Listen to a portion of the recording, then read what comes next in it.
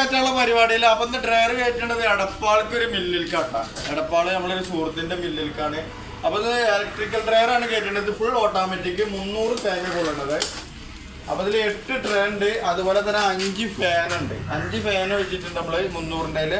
അതുപോലെ തന്നെ ട്രേ വെച്ചിട്ടില്ല, വണ്ടി വന്നിട്ടുണ്ട്. അപ്പൊ അതുകൊണ്ട് നമ്മള് വണ്ടി കയറ്റാനുള്ള പരിപാടിയിലാണ്. അപ്പോൾ ഇതിൽ 8 ട്രേ എന്ന് പറഞ്ഞാൽ മിക്സ് ചെയ്തിട്ടാണ് ട്രേ വെക്കുക. 5 സൈസ് ട്രേ ഉണ്ടാവും. അതുപോലെ തന്നെ ഇതിന് വീലുണ്ട്. പിന്നെ അതുപോലെ തന്നെ ഇതിന് ടൈമർ ഉണ്ട്, ടൈം സെറ്റ് ചെയ്യാം. പിന്നെ അതുപോലെ തന്നെ ഇതിൻ്റെ ആംബിയർ അറിയാനുള്ള പിന്നെ ഇതുണ്ട്, പാനലുണ്ട്. അതുപോലെ തന്നെ ഇതിൽ ഫുൾ ഓട്ടോമാറ്റിക്കാണ്. ഇതിൽ ടൈമും കാര്യങ്ങളൊക്കെ സെറ്റ് ചെയ്യുക. പിന്നെ ഇത് നമുക്ക് മണിക്കൂർ സെറ്റ് ചെയ്യുക, മിനിറ്റ് സെറ്റ് ചെയ്യുക, അതുപോലെ തന്നെ പിന്നെ സെക്കൻഡ് സെറ്റ് ചെയ്യുക. അപ്പോൾ ഇത് ഫുൾ ഓട്ടോമാറ്റിക്കാണ്. നിങ്ങൾ 12 മണിക്കൂർ അടർത്താനും 12 മണിക്കൂർ ഉണങ്ങാനും, അങ്ങനെ 24 മണിക്കൂറാണ്. പിന്നെ ഇതിൻ്റെ മുകളിൽ ഒരു ഡോർ വെച്ചിട്ടുണ്ട്, ഇതിൻ്റെ മോയ്സ്ചറും കാര്യങ്ങളൊക്കെ പോകാൻ വേണ്ടിയിട്ട്. അപ്പോൾ പച്ചത്തേങ്ങ ഇട്ടാൽ ഒരു 2 മണിക്കൂർ ഇത് തുറന്നിടുക. അതുപോലെ തന്നെ ഇതിന് ഹാൻഡിൽ സ്റ്റീലാണ്, ടവർ ബോൾട്ട് സ്റ്റീലാണ്. ഇതിൻ്റെ ബോഡി എന്ന് പറഞ്ഞാൽ 3 ലെയറാണ് കെട്ടുന്നത്.